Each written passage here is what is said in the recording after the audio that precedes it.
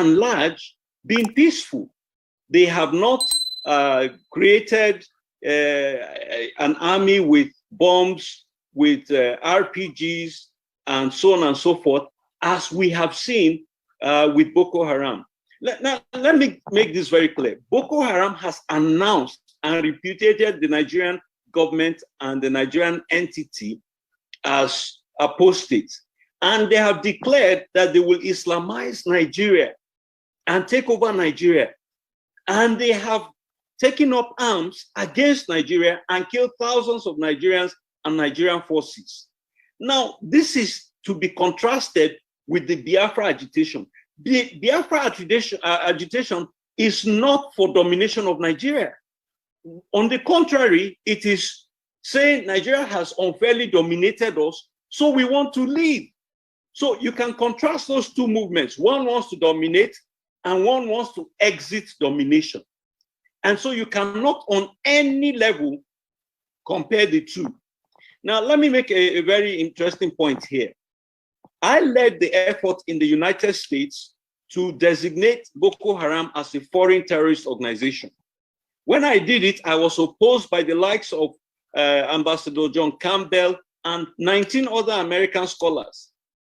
And we opposed them, and we successfully got the Obama administration to designate Boko Haram as a foreign terrorist organization. And this was because we saw clearly that it was a terrorist organization, it attacked Nigeria and killed also foreigners, and it was organized. So it met all the criteria. If you try to apply that same criteria to IPOB today, you will find that it fails to meet that threshold. As I jokingly once said, IPOB is the only terrorist organization without any terrorist atrocities that you can point to. Now, so that is the broad framework. But let me come down specifically to the question of his abduction recently. First of all, as a lawyer, I should make very clear that there were proceedings against Nnamdi Kanu that were going on in courts, and he had jumped bail. So the Nigerian government had a legitimate premise for seeking him to be in courts. That said, let me make a very important factual clarification. Nnamdi Kanu was on bail. And while he was on bail, the Nigerian government sent forces to attack his home in Umuahia, and in the process, killed several of his supporters and destroyed the house. When this happened, I flew to Nigeria to conduct a fact-finding mission. I was in Uwere, I was in Okigwe, I was in Umuahia, I was in Aba, and I visited Nnamdi Kanu's family home and saw the utter devastation there. Any sane human being under whom such an onslaught of military firepower was unleashed would escape for their lives. So it is my contention that Nnamdi Kanu jumped bail because the Nigerian government forced his hand. Had they not attacked him with such ferocity that even a neighbor of his was killed by slave bullets, and I went into her home and I saw the home and I saw the perforations in the wall. You can imagine the velocity of arms against his house that even people in neighboring compounds were killed. So Nnamdi Kanu had a legitimate basis for jumping bail at that point in time. Okay, having clarified that, we now come to the issue of his abduction. Okay, let me make something very clear.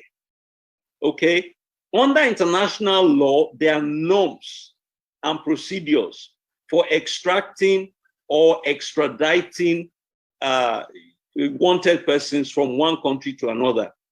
Okay, there is no indication whatsoever that the Nigerian government followed any lawful means known to international law to return Nnamdi Kanu to Nigeria. All right, let me give you a few quick instances. In the first place, we all know that the Governor Ibori was wanted by the Europeans, by the British to be precise, and he was apprehended in the Middle East and he was extradited to England to face proceedings. Similarly, even this very Nigerian administration, they wanted the former Attorney General of Nigeria, H0T, and they procured him from abroad, and he was extradited to Nigeria. It is only in the case of Nnamdi Kanu that you cannot look at any discernible extradition process that was followed. And all of a sudden, overnight, you hear that the man was, presented in court in Nigeria. How did that happen? To show you that this is not the way the international community behaves. This is not how the civilized world behaves. Let me give you two quick illustrations. The US government has been looking for Julian Assange, the founder of WikiLeaks, for, at this point, I think it is over 10 years. And they have, the man sought political asylum in an embassy in the UK. And he was there for years. The man is facing sexual crimes and so on and so forth. And do you know that as we speak, up till now, the process is still ongoing. But in the case of Nnamdi Kanu, mysteriously overnight, he was picked and brought to Nigeria. Let me bring you one last illustration about how the civilized world behaved. And I want to refer to the case which is in the public domain now of the police officer Abba Kyari. Remember that the United States of America has gone to a court and sought a warrant to have this man arrested. And they are following due process. But remember that it is the same United States whose citizen was abducted in Niger by Fulani headsmen and hidden in Nigeria. And the United States government sent troops to Nigeria, extracted their citizen, and eliminated 6 of the Fulani men who held him captive. Are you telling me that a United States that was able to do that could not have renditioned Abba Kyari from Nigeria? But the difference is clear. In one case, they were rescuing their citizen from the grip of kidnappers. And in this other case, they are looking for the citizen of a foreign country who they allege and have documented was involved in conspiracy with others to perpetrate fraud. The United States did not abduct Abba Kyari. They are following the due process under the mutual legal treaty that they have, the mutual assistance legal treaty that they have with Nigeria. So I've given you all of these illustrations to let you know that what has happened in Nigeria in the case of Nnamdi Kanu is a barefaced violation. By raising up your two hands, and I would try to accommodate you. And I think Writer here is going to also try to answer your question as much as we can within the time limit. Now let's look at the other case of Sunday Adeyemo, that's Sunday Igboho. He is also someone that is fighting for self-determination for the Oduduwa youth. And now Nigeria is trying or attempting to follow due process in his case. He is still in the Benin Republic of police custody, and they're trying now to extradite him following the process. But as you can see, it's taking a while. This is over 2-3 weeks now. Are you thinking, or I am thinking rather, that Nigeria kidnapped, according to your doctor of Nnamdi Kanu, simply because they are afraid that if they were going to try to follow this process, it was going to take a while, and he may jump bail or he may escape again, and this is someone they've been looking for. This is someone they've been looking for a while. So I am going to just assume that that was their reason for doing what they did. Is this still against international law or against the international norms that you talked about? Thank you very much for your question. Okay. Let me clarify here. In the case of Sunday Igboho, the government of Benin has tried to toe the path of the rule of law. That's why he didn't suddenly appear in a court in Nigeria. So, the process is ongoing, and, the matter is being heard. Now, I want to make an illustration. Do you know that in the United States, we have 50 states? My house where I live right now is 15 miles from the White House. But that 15 miles, the law 15 miles away is different from the law here. So if I were there right now, 15 miles away, and I committed a crime, basically, if I committed a crime here and I went 15 miles away towards the White House, this state will have to go to courts there to extradite me back to my home state for prosecution. So we're talking about the respect for laws between federal states in a country. Now, the Buhari administration is violating laws across international borders. And that is why this is such a travesty. I am very happy that the case of Sunday Igboho is being attended to with due process, and we hope that it will be resolved fairly. There is no legitimate reason for the Nigerian government to take up arms against this man, destroy his house, kill his guards and relatives, even arrest his cats, and then turn around and claim that he was launching insurgency against the Nigerian government. When? How? You see, it's very unfortunate that this government is intellectually deficient. They are morally bankrupt, and they're definitely intellectually impoverished. Otherwise, how can you go to a man's house, attack it, destroy everything, then come out and say the man attacked Nigeria or was planning to attack Nigeria? With what? With sugarcane or what? You see, it takes a very high level of dumbness and a very low level of IQ to be able to understand and rationalize and justify the actions of the Buhari regime. But I want to make a couple of points very clear here. You have mentioned two well-known personalities, Nnamdi Kanu from Southeast Nigeria and Sunday Igboho from Southwest Nigeria. I want to challenge you, Augusta. Can you name for me one prominent Boko Haram terrorist who is in Nigerian custody? Can you answer me that question? Well, they've all been reformed, and most of them have been released. Most of them have been released. So you cannot name one prominent Nigerian Boko Haram fighter who is in Nigerian custody, right? I don't think I can. Exactly. And you are a media professional who is very enlightened. Okay, let's leave that one. Name for me one Fulani headsman, terrorist, or kidnapper who is currently in Nigerian custody.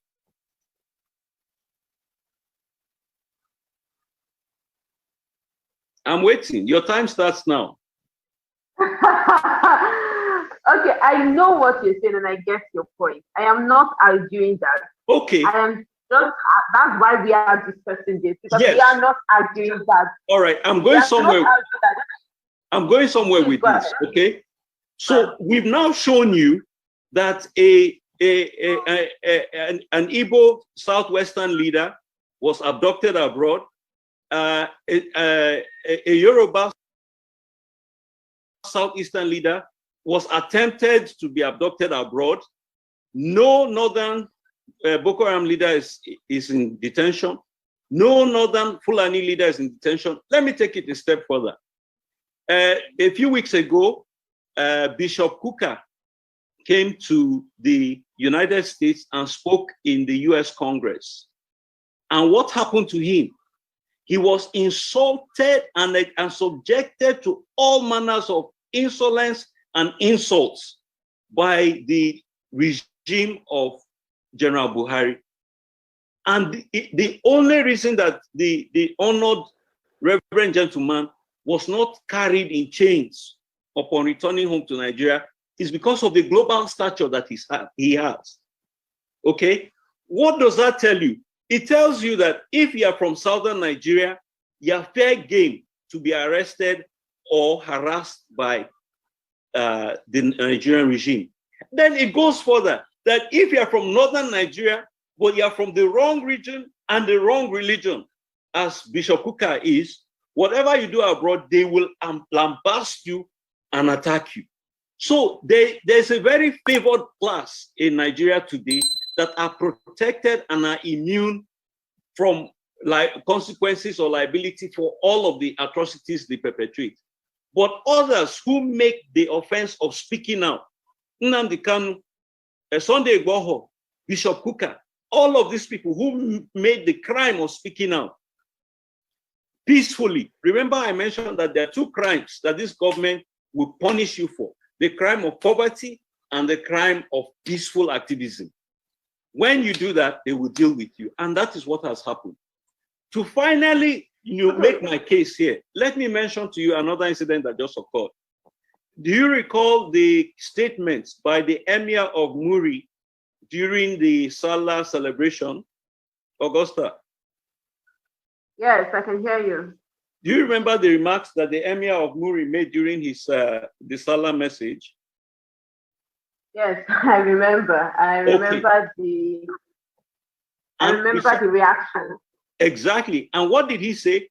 He said that this Fulani headsmen, the Bororos, of which Buhari is one, that they came to this country and they were accepted as fellow Muslims, but that they began to abduct and rape their Muslim brothers as well, brothers and sisters as well.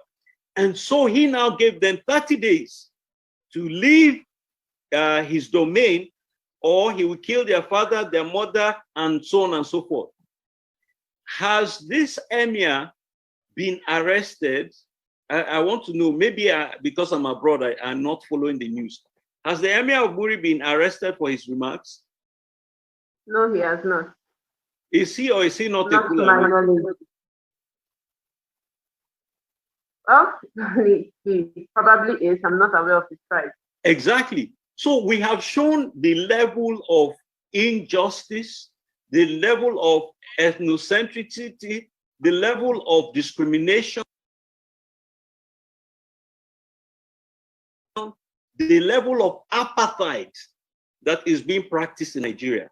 And I do not say those words lightly. The level of apartheid, certain people from the wrong region and wrong religion are subject to the kind of people who are sacred cows, no matter the atrocities they unleash, will not be subjected to. And that is what we have to call out as human rights activists. But okay, I agree with most of what you said. But remember that Abubakar Shakau, the known leader of Boko Haram, they have been a lot of joint military force against him. Same also with the other leader that we know, I'm trying to remember his name now. Abu Masab, I can't really pronounce his name so well. I think Abu Masab. Hello? Masab and Baniwa, something like that. And they have been a lot of military action against them, even in the north. So let us give them a little bit of credit and say, at least they have made noise about these people. They have said, you know what? Let me answer you. Although, yes, there's still the case of bearing them arms, but at least their leaders they've been actions against them. Well, you know what? Let me deconstruct what you have just said. You talked about Abu Shekau. Okay, do you know that Nigerian army allegedly killed Abu Shekau over 6 times? Okay, how can you kill a person 6 times? Is it Jesus Christ that rises up again every day, after the 3rd day? 6 times. Now, finally, and remember that Abu Shekau had a $7 million reward placed on his head since 2012 by the Obama administration and renewed by the Trump administration, and nobody captured him. Are you trying to tell me that there's no one in Nigeria who wants $7 million? And despite all of this, Abu Shekau was never killed or captured. Do you know who ultimately killed Abu Shekau? It wasn't the Nigerian government. Instead, in spite of the billions of dollars that we've purportedly spent on arms, the person or the groups of persons who killed Abu Shekau were other terrorists from the ISWAP arm. How can a single individual who doesn't have Ministry of Defense, doesn't have Navy, doesn't have Army, doesn't have Air Force, just ground troops, okay? How can such a person hold the entire Nigerian military establishment to ransom? We have police, we have SSS, we have NIA, and we have assorted intelligence agencies and apparatus. And for whatever reason, you're telling me that the government could not get him for over 10 years? Look, let's be very honest with ourselves. General Buhari had said that Jonathan's war on terror was a war against his northern brothers. Okay? So don't tell me that these people did not find a way to protect their northern brothers when they came to power. We have received numerous reports from Nigerian military personnel who said that they approached his camp and they were about to liquidate him and they were giving orders to draw back. So, Augusta, I think that we should really reevaluate whether we can really apportion credit to these people, because I doubt that they have truly earned it. Okay, so let us listen to the participants. I can see 2 hands up. Let's allow them to start asking questions. Mr. Marcel, your hand is up. Mr. Marcel, if you're here, kindly. Okay. Thank you so much, Emma. I really appreciate it. Thank you for watching. Please remember to subscribe, share, like, turn on your notification bell. Thank you very much. Until I see you again. Bye.